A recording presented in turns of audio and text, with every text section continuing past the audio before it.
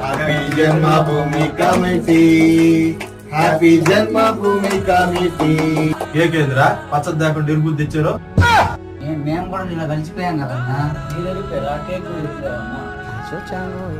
ఎంతో కష్టపడి శ్రమించి కంప్లైంట్ల మీద కంప్లైంట్లు పెట్టి ఈ వాలంటీర్ వ్యవస్థను రద్దు చేసినందుకు గాను చంద్రబాబు నాయుడు గారికి హృదయపూర్వకంగా ధన్యవాదాలు తెలుపుకుంటూ కొట్టండి రా గట్టిగా.